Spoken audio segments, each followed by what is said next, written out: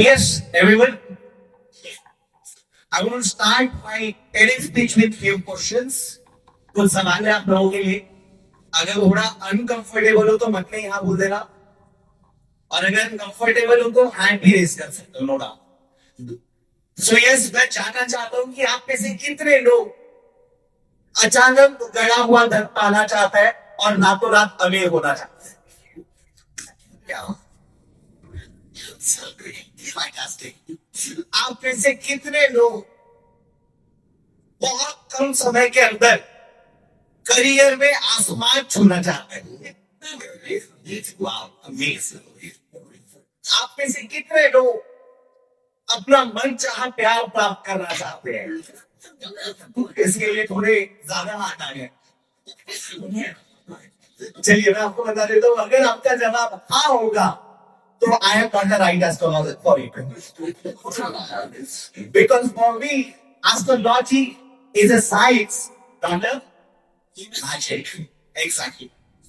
चलिए हम बात कर रहे हैं कि ये एस्ट्रोलॉजी क्या होता है. बहुत सारे लोगों को मिसकंसेप्शन है एस्ट्रोलॉजी को लेकर.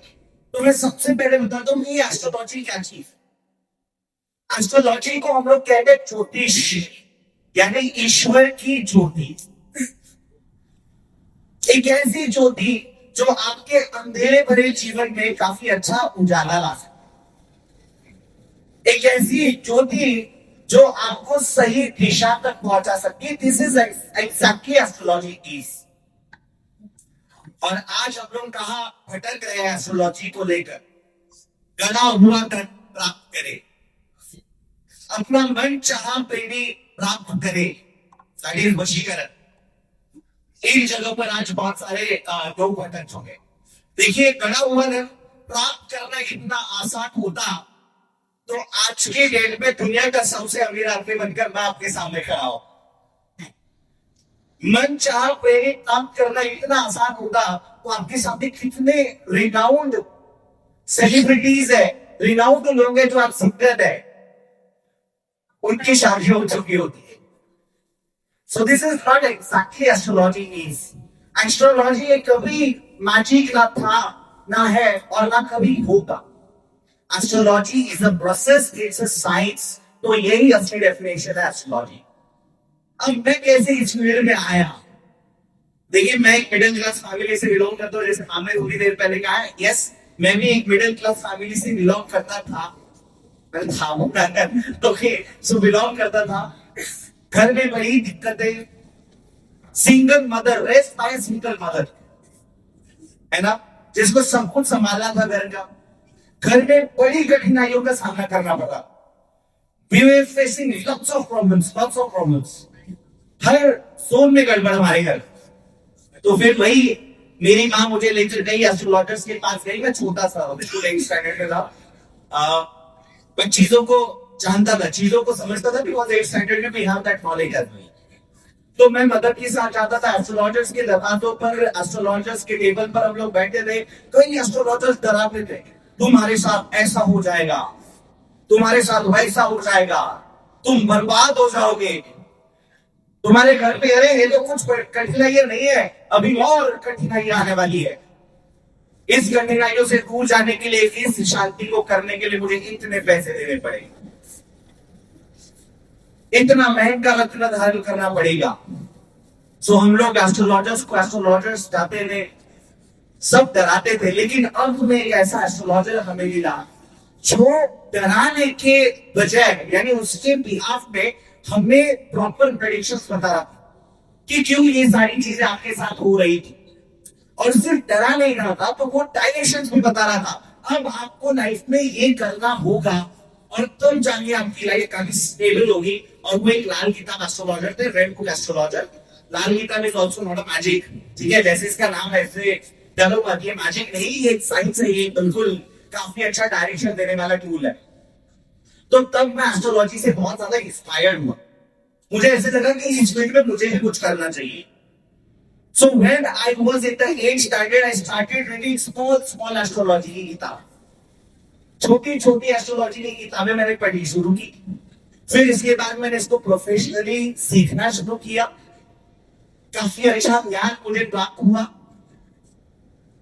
लेकिन खैर मुझे प्रोफेशन भी इसमें बनाना चाहिए था, लेकिन क्योंकि मेरी मदर एक गवर्नमेंट में सर्वेंट थी, गवर्नमेंट सेक्टर में सर्वेंट, और वो एक लॉ की अर्नर थी, तो मेरे ऊपर भी तलवार लटक रही कि बेटा घर का अभी कमाने वाला व्यक्ति रिटायर्ड होने वाला है, अभी तुझे कुछ करना होगा। So I started preparation of IBPS, institute of banking personnel selection. 6 महीने के अंदर गवर्नमेंट एग्जाम क्रैक, और मैं फिर गवर्नमेंट एक नेशनलाइज बैंक में मेरा प्लेसमेंट हुआ। So I was a government servant, लेकिन मुझे मेरे पैशन को खोना नहीं था, विच इज एस्ट्रोलॉजी। सो मैं बराबर अपना 10 से लेकर 5 बजे तक काम करता था। गवर्नमेंट जॉब की एक प्लस पॉइंट होती थी कि 5 बजे टेबल छोड़ दो, कोई फर्क नहीं पड़ता। सो मैं मेरी गवर्नमेंट की टेबल छोड़ देता था, और फिर उसके बाद मैं जाकर अपने प्रैक्टिस को शुरू करता था। 6 बजे में टेबल पर बैठे रात के 12 बजे तक फाइल करता था कंटिन्यू। फिर एक टाइम पर मुझे ऐसे लगा कि नहीं, नाम काफी अच्छा हो गया था, सारा काफी एक अच्छा घर बना लिया था मैंने एस्ट्रोलॉजी का। तो फिर I resigned from my government job and then I become an astrologer, a full time astrologer. तो वहां से मैंने मेरी जर्नी को समझ लिया, और इस जर्नी को जब मैं अच्छे से इस जर्नी के प्रोसेस में था, तब मेरे सामने कई ऐसे लोग आए जो कह रहे थे कि गणा हुआ धन प्राप्त कैसे करते हैं सर बताइए, मन चाह ज्ञान प्राप्त कैसे करते हैं सर बताइए। I want to go to astrologer as well and I want to come find as well. जी का सवाल होता था कि मेरी एक्स वापस आएगी क्या सर। मिलेनियल्स का सवाल होता था कि सर कैसे मैं अपने करियर में इतना बड़ा बनूं कि मतलब ऊंचाइयां छूने लग जाओ। और बेबी बूमर्स जो हमारे होते हैं, बेबी बूमर्स जैसे जी होते हैं, मिलेनियल्स होते हैं, वैसे बेबी बूमर्स भी है। बेबी बूमर्स का ये सवाल होता है कि कैसे मैं बिल्कुल एक हफ्ते के अंदर दौड़ने लग जाऊं, बताओ मुझे ये भी। तो ऐसे सवालों से मैं डील किया, तो मुझे एक चीज जरूर पता हो गई कि मुझे सबको पहले अवेयर करना पड़ेगा कि एस्ट्रोलॉजी इस तरह काम नहीं कर रही। तो इसीलिए मैंने कई सेक्शन किए जहां पर मैं ये बताता रहा कि एस्ट्रोलॉजी में आपको सवाल कैसे पूछना है। चलिए मैं बताता हूं आपको कुछ केस स्टडीज। मेरे पास में एक लड़का आया और उसने ये कहा कि सर मेरी गर्लफ्रेंड मुझे छोड़कर चली गई है, क्या वो वापस आएगी। मैंने उसके माइंड को पलटा, मैंने उसके परसेप्शन को पलटा कि भैया छोड़कर गई है ये मैं मानता हूं, वो वापस आएगी क्या ये पूछने से अच्छा वो छोड़कर क्यों गई है ये पता करो यार। सो ये सेड कि सर क्यों गई ये बताइए। The first house of the birth chart, आपकी कुंडली का जो पहला घर होता है वो आपकी पर्सनालिटी को डिफाइन करता है, वो आपके नेचर को डिफाइन करता है, वो आपके कॉन्फिडेंस को डिफाइन करता है। Courage comes at the third house, but that particular confidence which comes from here always defines from the first house. तो उसके पहले घर में गए, मैंने उसको बोला कि भाई तू पहले पर्सनालिटी पर काम, तुझे तेरे नेचर पर काम करना होगा, because you are not at all attentive from your personality और from your nature as well. तो उसने कहा ठीक है सर करके देखते हैं। ही वर्क हार्ड, उसने अपनी पर्सनालिटी पर काम किया, उसने अपने नेचर को इंप्रूव किया, एंड देन उसका स्टेटमेंट था कि सर गुड न्यूज है। मैंने बोला क्या है। उसने कहा कि सर मेरी एक्स वापस आना चाहती है। मैंने बोला यार ये तो बढ़िया बात है। उसने कहा कि सर अभी मुझे जरूरत नहीं है क्योंकि मैं किसी और लड़की के साथ related. So it was his statement. तो इस तरह से आपको अपने ऊपर काम करने के लिए सबसे बढ़िया टूल है अपनी कुंडली। फिर उसके बाद खैर ये तो रिलेशनशिप वाला था, एक हेल्थ वाला मैं एग्जांपल आपको देना चाहूंगा। एक 50 प्लस मैम मेरे सामने आए थे और उन्होंने कहा कि बेटा कुछ ऐसा करो कि मैं अगले हफ्ते उठूं तो मेरा बीपी पूरा का पूरा नॉर्मल होना चाहिए, मेरी हेल्थ काफी अच्छा रहना चाहिए, बिल्कुल अच्छी रहनी चाहिए, मुझे कोई भी बीमारी नहीं होनी चाहिए। मैंने टेबल पर बैठकर कहा मैडम तुम बोलते बेटा क्यों मजाक कर रहे हो। मैंने कहा मैडम शुरू किसने किया। कि बेटा ऐसे मत करो, अच्छे से बताओ। आई सेड कि सी एस्ट्रोलॉजी काम ऐसा नहीं करती, मैं अपनी कुंडली में देख पा रहा हूँ कि आपके हेल्थ हाउस पे डिस्टर्बेंस है, दैट इज 6th हाउस, उसमें बिल्कुल डिस्टर्बेंस है। लेकिन मैं देख पा रहा हूँ कि आपकी कुंडली में मार्स यानी मंगल मैलिफिक होने की वजह से आपको थोड़ा सा बीमारियों का सामना करना पड़ेगा एंड दैट टू रिलेटेड तब दैट शी सेड कि बेटा बात तो सही कह रहे हो आप, मैं आपको मंगल का एक ब्रह्मास्त्र उपाय दे रहा हूं। उन्होंने कहा बताइए। आई सेड मंगल का ब्रह्मास्त्र है regular exercises and regular walking, that's it. दौड़ नहीं सकते चलो, क्योंकि आपको पता नहीं होगा आप जो एक्सरसाइज करते हो, आप जो योगा करते हो, आप जो वॉकिंग करते हो, उससे आपका मास एक्टिवेट हो जाता है, you get connection with the mass, planet mass. So she started it. उनका बीपी तो खैर नॉर्मल नहीं हुआ, मैंने और एस्ट्रोलॉजिकल रेमेडीज भी दी।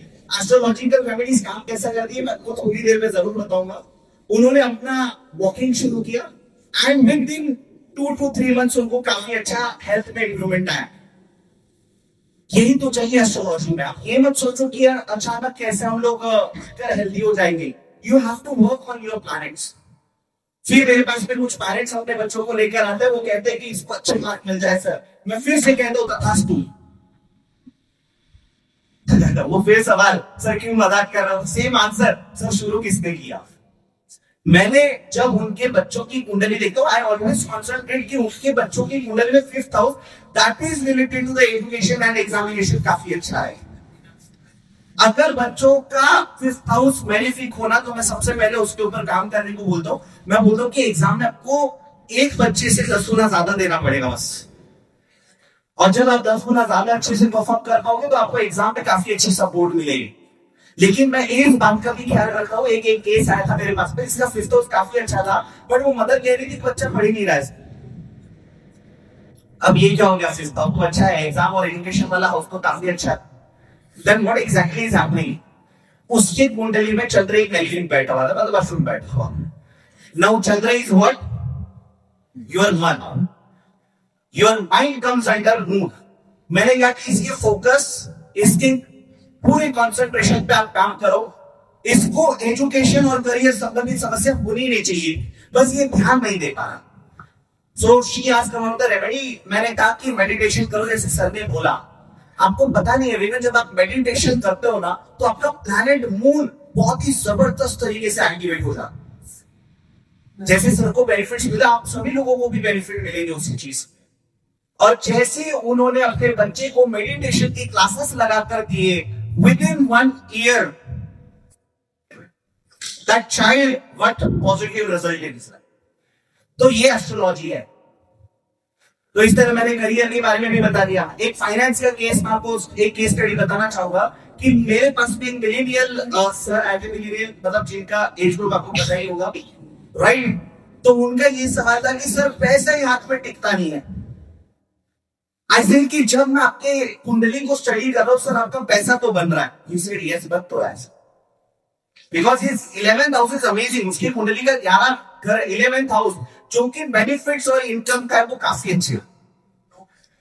तो बोला सर कमा तो अच्छा रहे हो, पर आप खर्चे बड़े ज्यादा कर, क्योंकि उनके कुंडली में 12th house that is related to the expansion and losses बड़े खराब।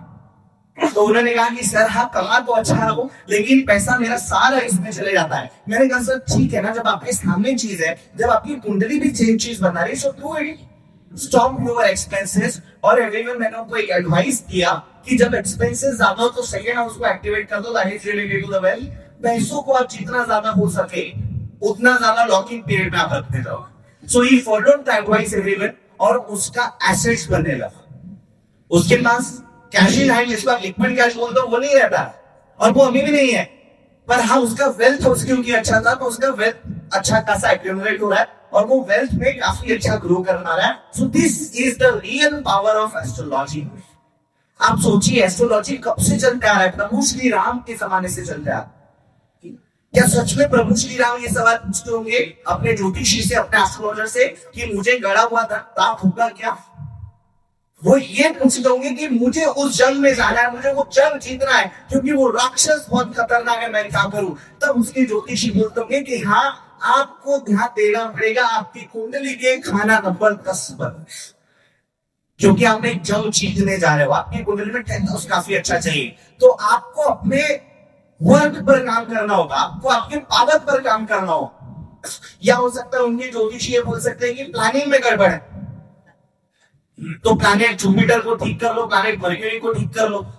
तो इस तरह से राजे महाराजे एडवाइसेस लेते थे ताकि ये ऐसे सवाल पूछकर एकदम एस्ट्रोलॉजी का नाम खराब करे। देखिए इवन एस्ट्रोलॉजी काम करता है, बट आपको सवाल भी सबसे पहले वैसे ही पूछ लो। You don't have to ask for गड़ा मदन, you just have to ask sir हम ऐसा क्या करें कि हमें अच्छा खासा इनकम मिले, कहीं हम कम तो नहीं पड़ रहा। मन चाह प्रेमी प्राप्त करने से अच्छा ये देखिए कि आप जिस व्यक्ति से शादी कर रहे हो उसकी कुंडली में फर्स्ट हाउस खराब ना हो, नहीं तो उसका नेचर आपकी बात में जाएगा। तो ये आपके सवाल होने चाहिए। हम कई बार ये कंप्लेंट्स करते हैं कि एस्ट्रोलॉजर ये तो नहीं बताया, वो इतने सारे प्लेन क्रैशेस होते हैं वो नहीं बताते, एस्ट्रोलॉजर्स इतने सारे भूकंप होते हैं ये नहीं बताते। कभी पंचांग पढ़ लिया लीजिए आपने। मेजॉरिटी ऑफ द लोग जब 2025 का पंचांग पढ़ेंगे ना, मैंने कई पंचांगों में देखा हुआ है कि हवाई हादसों से बचना होगा। ये 2025 के पंचांग में था। एस्ट्रोलॉजर्स बताते हैं आपको पंचांग पढ़ना होगा। कई लोग मुझे पूछते हैं कि मैं जब क्लासेस लेता हूं, मेरे जब मास्टर क्लासेस होते हैं तो मुझे बच्चों के स्टेटमेंट आते हैं कि सर आज इंडिया जीतेगा या पाकिस्तान जीतेगा बताओ। मैं बोल देता हूँ इंडिया, मेरे को पाकिस्तान बोलने में तो अच्छा नहीं लगेगा तो मैं इंडिया बोल देता हूँ, वहां से गालियां पड़ेगी वो अलग। तो मैं उनको एक चीज क्लियर करता हूँ कि बॉस 11 खिलाड़ी इधर खेल रहे, 11 खिलाड़ी इधर खेल रहे। अगर मैं प्लेयर 1 का नाम लूं कैसे चलेगा आप बताओ। मुझे 22 कुंडली टोटल देखनी पड़ेगी। हो सकता है कि मैं जिस पर वेट कर सकता हूं उसकी कुंडली में उस दिन किसी कोई गड़बड़ हो जिसकी वजह से वो परफॉर्म नहीं कर रहा हो, लेकिन कोई और प्लेयर की कुंडली में कुछ अच्छा हो तो वो तो खेलकर निकल जाएगा, जिसकी वजह से टीम भी जीत सकती है। So you can not predict the teams victory with just one birth chart, you have to concentrate on total 22 birth chart. मैं तो कहता हूं कि 24 कर दो तो एम्पायर तो है, एक हाथ में गलत डिसीजन दे दिया तो। So you have to concentrate on that much birth chart. Not a single birth chart can predict each and everything related to the sports or related to the country as well. तो ये astrology है। आप बहुत सारे लोग कहते भी होंगे कि भगवान यार इतनी पूजा पाठ करते हैं हम लोग, इतनी ज्यादा इच्छाएं मांगते रहते हैं हम लोग, पर भगवान हमें कुछ देता नहीं है। देखिए आप भगवान से ये मत मांगो कि कल सुबह उठकर ये मत मांग लेना कि हे भगवान मुझे अमीर बना दे, हे भगवान मेरी हेल्थ ठीक करा दे, हे भगवान मेरे रिश्तों में सुधार ला दे। आप भगवान को सुबह उठकर इतना बोल दो कि हे भगवान धन्यवाद, आज आपने मुझे सुबह का सूरज दिखाया। क्योंकि जब आप लोग उठ रहे होते हो ना एवरीवन, तो आपको पता नहीं होता है, कई लोगों की आंख नहीं खुल पाती है क्योंकि उनको रातों रात को पूजा। So you have to thank God, not to blame God, always remember. आप जिसको मानते हो उसको थैंक यू बोलो, बट हाँ पॉजिटिव चीज ही मांग, ना कि नेगेटिव चीज, क्योंकि एस्ट्रोलॉजी और भगवान एग्जिस्ट करते हैं। इसीलिए आपके साथ नेगेटिव होता है पर एक्सट्रीम नेगेटिव भी नहीं होता। So this exactly astrology is. खैर मैं टेडेक्स को थैंक यू बोलना चाहूंगा और SINT को थैंक यू बोलना चाहूंगा कि उन्होंने मुझे इस मंच पर इनवाइट किया और एस्ट्रोलॉजी के बारे में कुछ बोलने को कहा। Thank you so much TEDx and SID। Thank you everyone, thank you so much.